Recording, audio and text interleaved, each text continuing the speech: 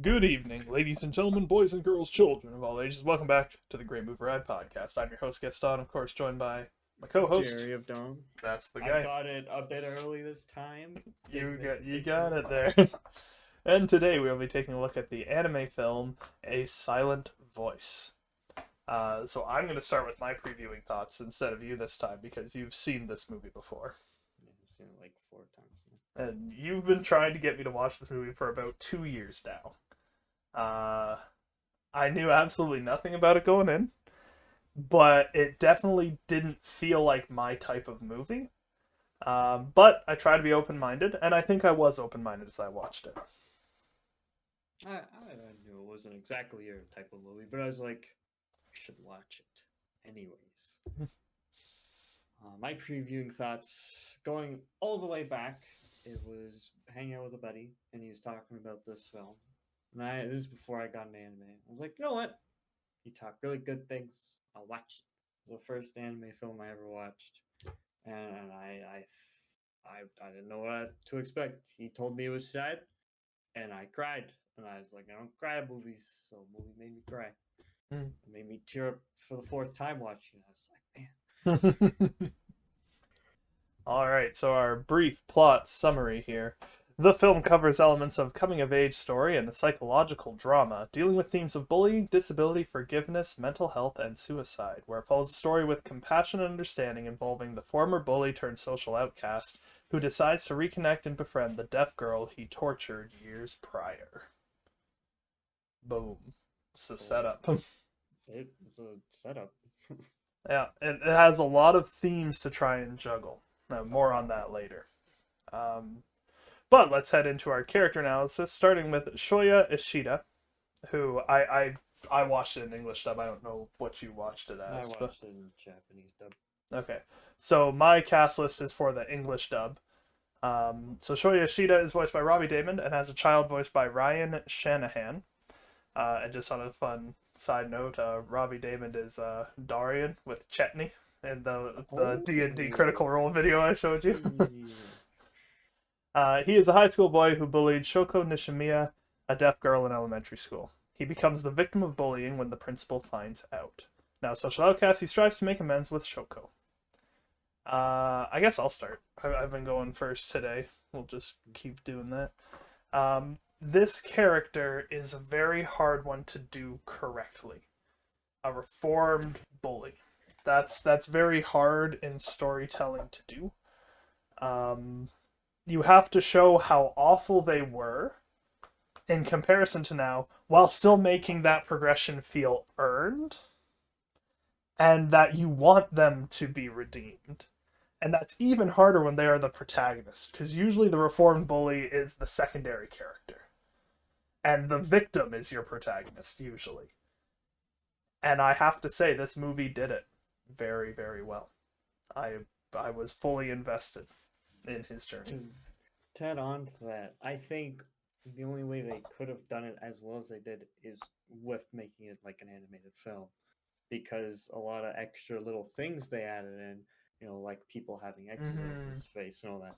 You can't look that in a real life film would look weird, Yeah, absolutely. Like making people's faces blurred out or something. It'd be like this is strange, but an animated film, they can tackle subjects like these a lot easier because they can use their drawings and everything to describe things. And I think it makes this character more in depth, and just a lot of the things he goes through can be relatable to people when they're younger. Because most people, especially for guys when they're younger, there's at least one person they bothered or pushed around and stuff.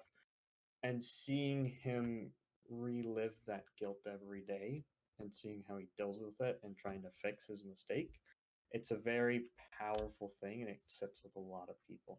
Yeah. All right. So let's talk about Shoko Nishimiya, who in the English dub is voiced by Lexi Cowden, a deaf girl who transferred to Shoya's elementary school where she was the victim of constant harassment by Shoya and his friends, forcing her to transfer once again. You get to start with Shoko. She is my favorite character in this film. I'm not a simp at all. I always like movies or shows trying to deal with sound problems. they can do more with it and really show how effective it is, because you see throughout the film how she's dealing with the struggle of all that, and she struggles with it. A lot of movies they just kind of pass it along, like, yeah, whatever. She's got problems, and all of a sudden, randomly, I can sign all these words, and they just pretend it's nothing. But they actually made it like this is something people struggle with. She is a character that has these problems, and she is living every day dealing with them, and it's a struggle for her. And it shows throughout the film how she deals with it and accepting herself. Mm-hmm. This is another character that's hard to do. A deaf girl. Again, that whole auditory complication. It's hard to make it feel authentic and real. I'm 100% agree with that. And they handle it so well. It's very realistic and meaningful. I was quite impressed by it. If I know any, I've go ahead. watched it though, but it's been a while. How did they do the voice when she tried to talk? Was it like It sounds normal? it sounds exactly how a deaf person trying to talk Okay. sounds. I've know a few. I'm related to a few deaf people, and it was super well done. Because I know in the Japanese they do it really well, and it's like they don't know what they sound like, and Hmm. it's like hard on a regular human's ears to hear it, or you're like, It's you tone feel bad. deaf because they don't Yeah, know how to sound out the words. it's continue. Well, I was just gonna say, if anyone, any listener out there, if you have a friend who won't watch anime because it's for kids, show them this one. There's no Western animation geared towards kids that tackles things like this, Yeah. especially not handled this well. That just Most doesn't animes happen. aimed at teenagers, and that's why it helps even more. Because a lot of teenagers, that's when they go through that time of change, Mm. puberty. Oh my god, that word. But they Why did you run have to into say different it like that? situations. I had to be weird because I hate that word. Um, but it just going through the change in high school, you see a lot of different things, and this movie helps you understand things for people that may seem like there's nothing to them. So let's talk about Yutsuru Nishimiya, who in the English dub is voiced by Kristen Sullivan, Shoko's younger sister, who is opposed to Shoya being around Shoko, at least at the start. This was an interesting foil to the protagonist. Not an antagonist, I want to make that clear. Not an antagonist, but definitely at the start a foil to it. And she becomes a pretty unique character in the affair. There's a lot of quirks about her that don't make sense until later. And when the reveals happen, it hits like a sack of bricks. I don't have too much else to say other than pretty well handled. Being the sister of the deaf girl and what that means. And also the secondhand victim of bullying. So while not being victimized herself by the bullying, seeing its impact and feeling the empathy with that, it's interesting. This is my second favorite character. The sisters are my like favorite characters in this movie, and she so interesting as you put it. There's things that you don't understand when it comes. You're like, oh, now it makes sense, and it's done so well because it's like, okay, that's cool. Take pictures. You know, you see her with the camera all the time. You're like, oh, she takes pictures, and you find out why. You find out how she feels about things, and it's such a heartwarming feeling of how she feels about things. You know. Mm-hmm. Absolutely. So now let's talk about Tomohiro Nagatsuka, who in the English dub is voiced by Graham Halstead, a rotund high school boy who befriends Shoya. And you get to start with this guy. This is how I imagine myself in most situations. He's a fun character. He helps the protagonist in so many different ways without it being obvious, I think. Because the protagonist, he's shunning people away. He thinks he's horrible. But this guy just sees him for who he is now.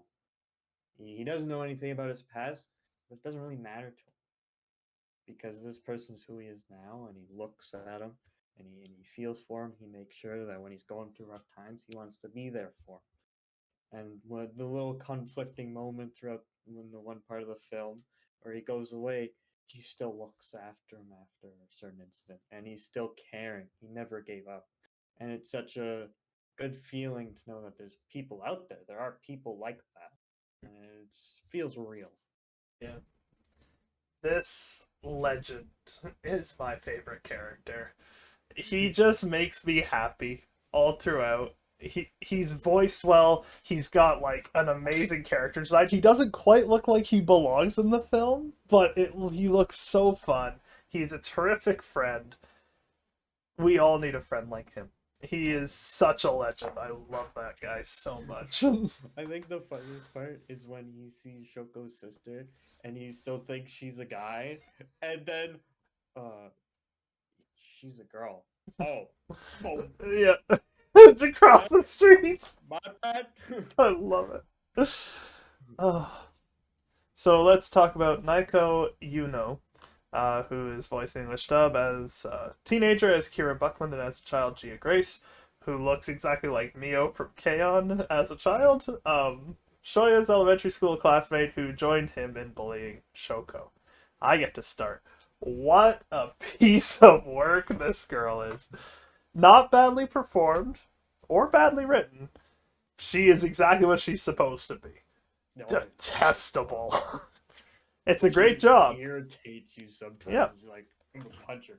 It's a great job at doing exactly what she's meant to do. Exactly what she's meant to be. And I do feel it's a very realistic take on what people with disabilities have to deal with when it comes to bullying from their peers.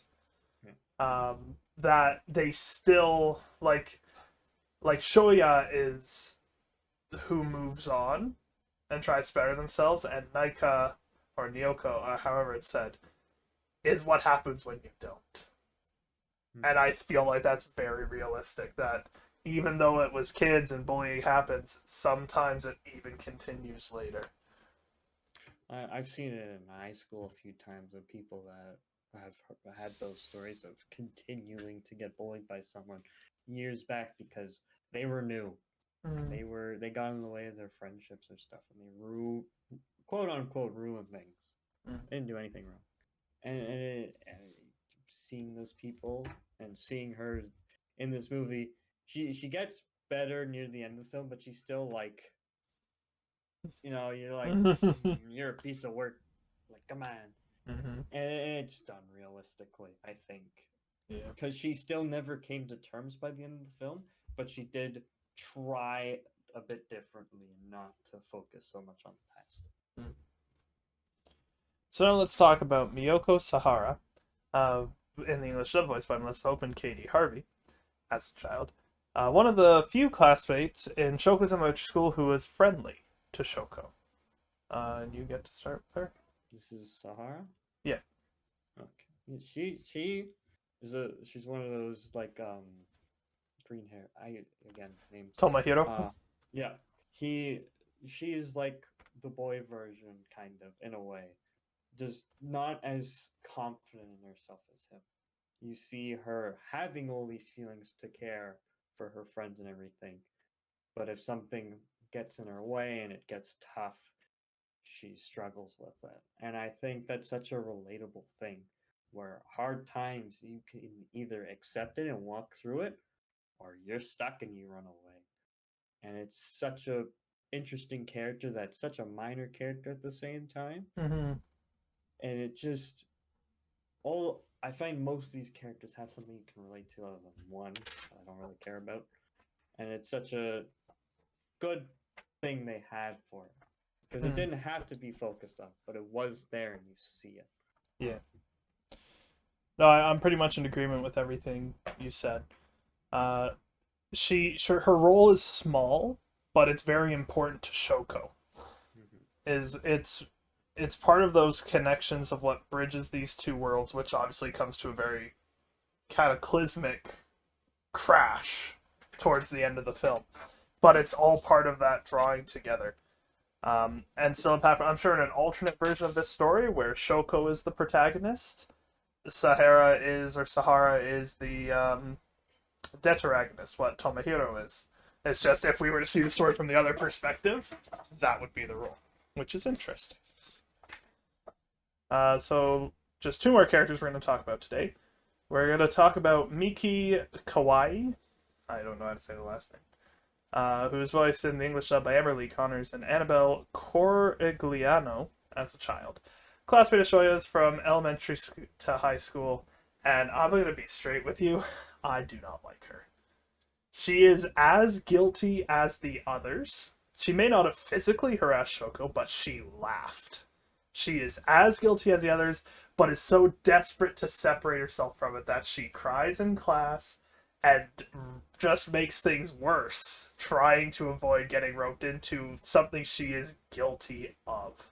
But there's people like this. I know, it's so realistic and it makes me mad.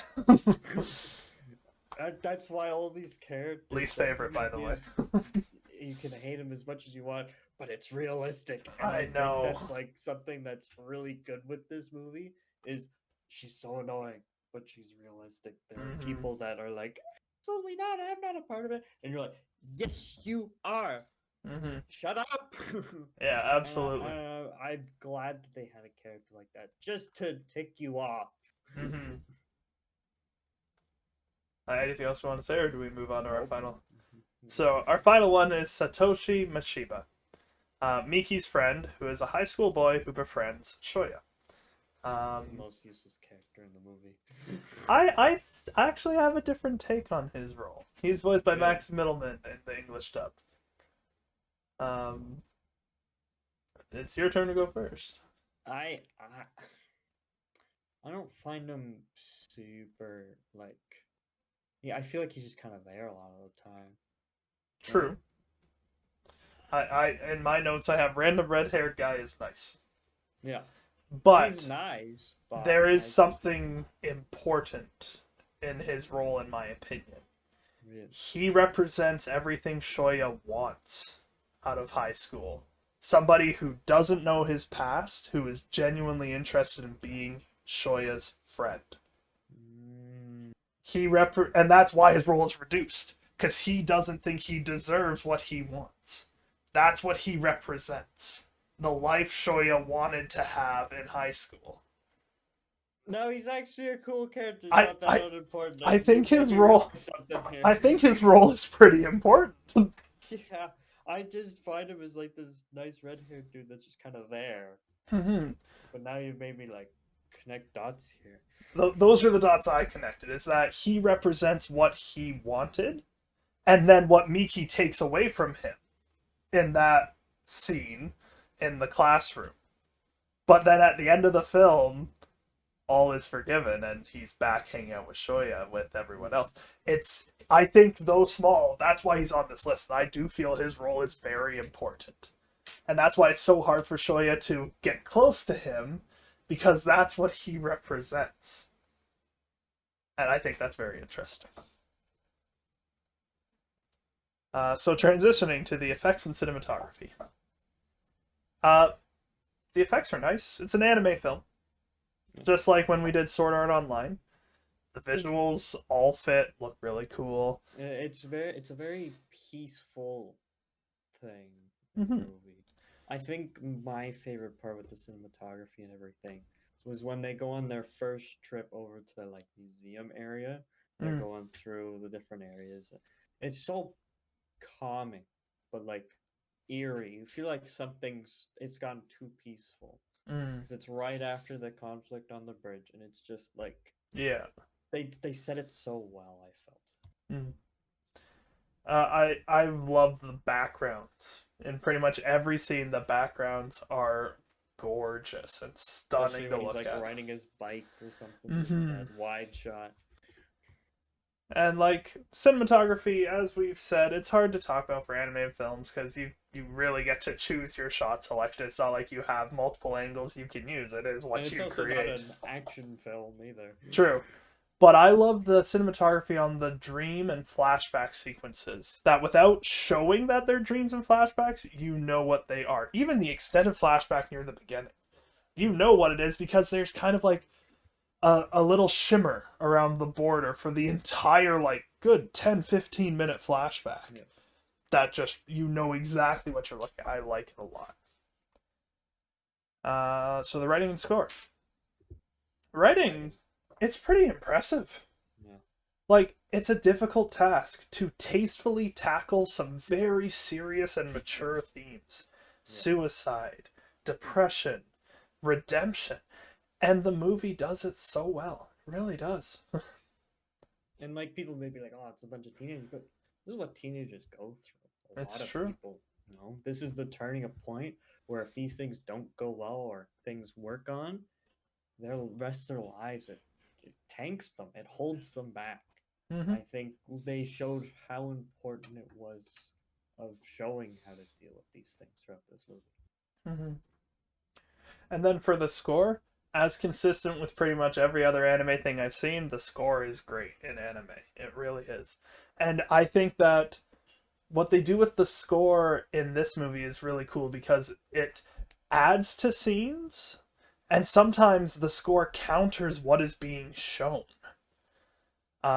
Which really just weaves together this beautiful tale. It's very artful in the sound design. It's like they took a moment to be like, okay, this scene is sad and serious. Let's have a nice little bouncy background to throw in these conflicting emotions that the characters are feeling. And it's really cool. I like it. I even downloaded some of the songs after because I remember it. But it's like I haven't downloaded it. I sat down after. It's like here's a few songs that I liked. It's cool. Alright, it is time.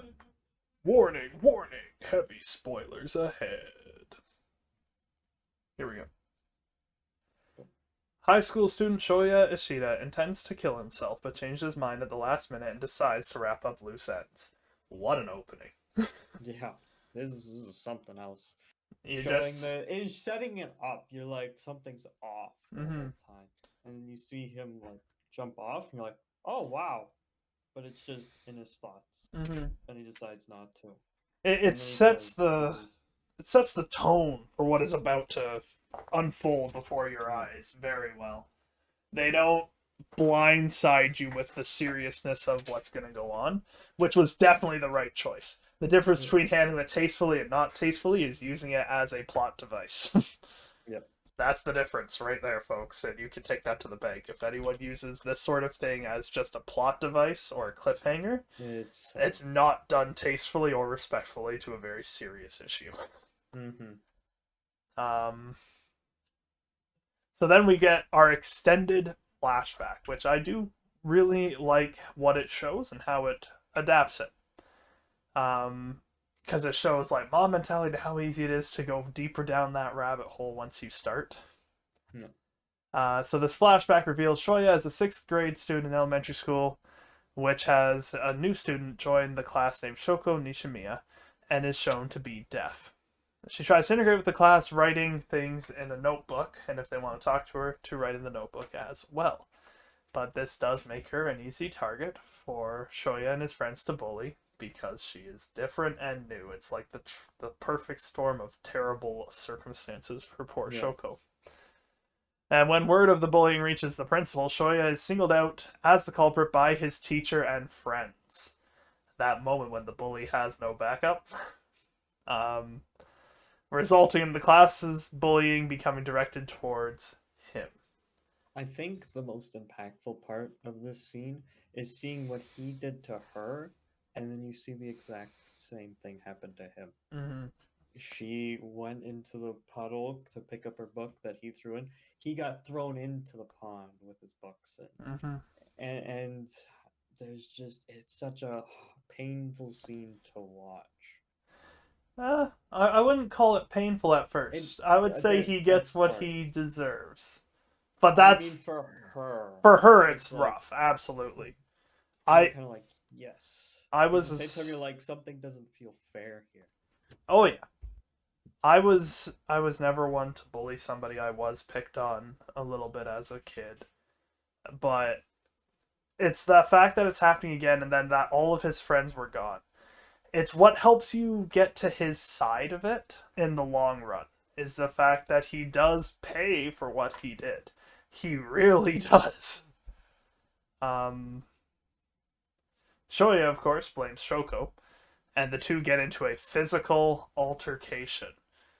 And Shoko is subsequently transferred to another school, and Shoya keeps a notebook that Shoko had left behind. That's our big flashback. Yeah. Establishes our characters, their stories. And just like stealing her ear, like her hearing aids and Yeah. everything. That was painful to watch Yeah. because you feel like no, and then you see him after the flashback Mm-hmm. working, getting the money for his mom because they had to pay for those hearing aids. Mm-hmm. It's such a thing. So, Shoya is now an outcast throughout middle school for his reputation as a bully, and no matter where he went, all of his former associates made sure everyone knew to stay away from him unless you wish to be treated in the same way that he treated Shoko. Poetic. um, and Shoya, who is now in high school, is a depressed loner who is unable to look others in the eyes and envisions an X mark upon people's faces. A very striking choice. I like it a lot. Gets you right in the. You see it. You know that it's there. Mm-hmm. And when you see people without it, you're like, okay. Mm-hmm. To wrap up loose ends, Shoya goes to return Shoko's notebook at the Sign Language Center and apologize, but panics and asks to be friends instead. Shoko accepts his offer, leading Shoya to endeavor to make up for his bullying of Shoko. And then our chunk here ends with Tomohiro Nagatsuka, another loner who is trying to have his bike stolen. Shoya protects him from said bully, gives him his bike. Tomohiro recovers Shoya's bike and returns it to him, and the two become amazing friends. I love their relationship so much. It's beautiful. It's a beautiful thing to watch. Yeah, you're rooting for it. Oh yeah, you're like yes. Um, One day, Shoya accidentally drops the notebook into the river. He jumps in to retrieve it along with Shoko, which is against the rules. Yutsuru, Shoko's younger sister, takes a photo of Shoya jumping in and posts it online to get revenge on him because she told him to stay away from her sister. This leads to Shoya getting suspended from school. And then this is where Yutsuru's character takes an interesting turn. Shoya finds Yutsuru, who has run away from home, and brings her to stay at his house, believing that it is a dude at this point because She just built like a dude at this point, yeah, like a young boy. yeah. When she leaves in the middle of the night, Shoya follows with an umbrella. I love this scene with the umbrella, and the two make up and become friends. And then the impactful scene when he gets to her house, because yes, where she walks and then she realizes I'm her sister. Though as a viewer, you're kind of like, there's something up. yeah. When Yutsuru first spoke, I'm like, that's a girl, and then I'm her boyfriend. No. I was like, okay. I thought for sure that was a girl voice, but my mind's like, it's not the first time a girl has voiced a boy character. Timmy Turner. I was like, okay, all right, but then yeah. and then she's headed back, and her mom shows up. Yep. In the flashback, he saw slap his own mother. Yep. And then she slaps him. Mm-hmm. It's a crazy scene with because it's like up to that point, it's like he's being forgiven, and then it's the reminder. Yeah. So Shoya and Shoko reunite with Miyoko Sahara, a classmate from elementary school who was friendly to Shoko. There's a nice little scene there. And then Shoko would later give Shoya a gift and confesses her feelings for him. But because she tries to speak her affections rather than signing them out, Shoya mishears her and misunderstands. He thinks it's the moon. The moon! Have you seen the moon? Also, the part where he is wandering around when she's talking to Sahara, and he gets the coupon to go to the Mm. cat cafe from Naota. yeah, and you're like, oh, Yeah. Um, and she's still horrible.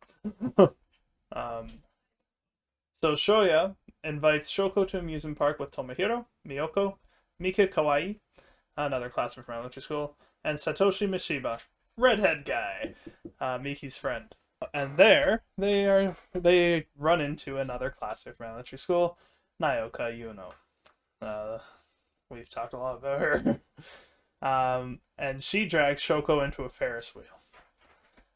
Here we have a very interesting scene that is recorded by Yutsuru and played back for Shoya, where Naoka voices her feelings of hatred for Shoko, blaming her for creating a rift between her and Shoya.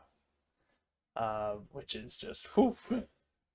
makes you want to punch your screen. Yep. Desperate to remain blameless for her part in bullying Shoko following the leak, Miki exposes Shoya's past to the students who are oblivious to it. Tomohiro, redhead guy Satoshi. Later, she attempts to apologize to the group, but Shoya blows everyone off after Naoka remains dismissive and just dips. He's just had it.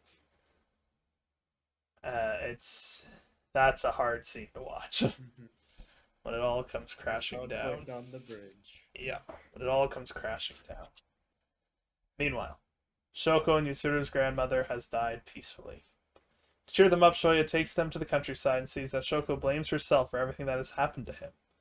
Shoya decides to devote his entire social life to the sisters. This won't backfire. To which it is like this awkward. He's more very, excited. like, he's way too optimistic, and it's like, this is strange to watch. Yeah. And that's why I like the scene where they go on the trip out, because it's just that eerie, like, it's off. Because that's after the conflict, and everything just feels wrong. Yeah. So,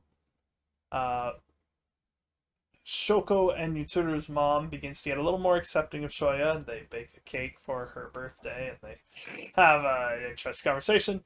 And he is invited to attend the fireworks festival. In the middle of the fireworks festival, Shoko goes home under the guise of finishing her homework.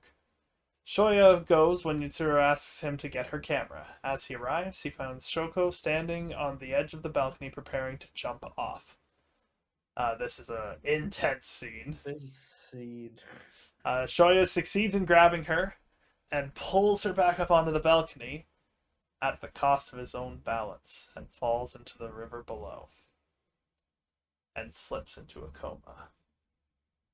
I think it was for a long time too, because It seems like months. It was like it was in the summer when they're at the festival. Mm.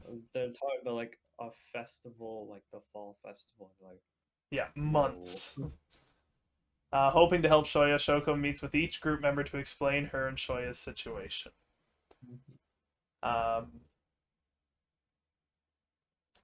One night, Shoko dreams about receiving a farewell final visit from Shoya. Horrified, she runs to the bridge and collapses in tears. Shoya, having awoken from his coma, stumbles out onto the bridge and finds her there. He apologizes for how he treated her, asking her to stop blaming herself, and admits that, while he once considered ending his own life, he has since decided against it. Shoya then asks her to help him continue to live, to which she agrees. This scene's touching. Very moving. It's a very moving scene. Yeah. It's also revealed that Shoya's former friends in elementary school, who have since bullied him, were the ones who pulled him out of the river. That was interesting. When Shoya returns to school, he's reunited with his friends, and while he can't face them right away, the legend that is Tomohiro tracks him down and welcomes him back. With his mustache. Helping him to understand just how much all his friends still care for him. They go to the school festival together, and Shoya manages to look people in the eye again as he envisions the X marks falling off and fading away. Looking around at his family and friends he has made, Shoya tears up, knowing he has finally redeemed himself. Roll credits! We skipped over a lot of like passionate parts of that. That's because you just need to experience them for yourself. What did I miss? It's just like the little things throughout, Mm. just the moments and stuff. Yeah, I You don't have can't, the script in front of me to cover yeah, everything. I think it's more important that we don't, because it's just you can only talk about it so much. You need to experience it. Yeah, and I would say this is one that definitely needs to be experienced. Hmm. So favorite and least favorite scene. I'll go first. The amusement park, up until the Ferris wheel, is my favorite scene. It made me feel all warm and fuzzy, and wishing I had that. I was a loner in high school. I never went out with friends to do things like that. It did make me feel a little bit like there's been a gap in my own life, but it made me feel good to watch that. Yeah. Your favorite scene? Um, it's like little subtle scenes that I just enjoy, or just the calming bike rides and all of that. They just, it lets you just relax. But I honestly think my favorite scene is when he wakes up from the coma and they're both at the bridge, and just seeing that connection between the two. My least favorite scene is at the end of the amusement park, the Ferris wheel scene. Naoka is a witch with a stronger letter in front. That's all I'm gonna say. What's your least favorite scene? um, yeah, it's probably about the same. It just makes it real angry. All right. The overall rating. I'll go Go for it. first. Yeah. While this was indeed not quite my type of film, I did really enjoy it, and I very much respect the filmmaking that went on in it. And as a result, I give it an 83%. It's very well done. I'm shooting way above you, Peter. I had a feeling. Give it a 99. Wow. Next to Jurassic Park. Yeah, didn't Jurassic Park have 99 as well? There's 99. The only reason it didn't get 100 was because of the ninja. Yeah, Ninja T-Rex, yep. And the only reason this movie doesn't get a 99 is the ending is well received, but I also feel like there could have been a bit more True. after. True. Just maybe not when it like the axis fall, but just before that. Mm. Just a bit more fully forgiving and all that. Mm. All right. So, next time on the Great Movie Ride podcast, we will be looking at the brand new, as of recording, coming out in 2 days, live action remake of Pinocchio. I'm pretty interested in this one because the original Pinocchio is one of those movies on Rotten Tomatoes with 100%. 1940 Pinocchio has 100%. And despite my concerns, they actually they nailed the puppet. The puppet looks good. Yeah. So it'll be interesting to see what we get with that.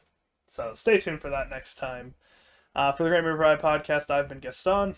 I've been Jerryofdom. And we will see you in the movies. Goodbye, everybody. See ya.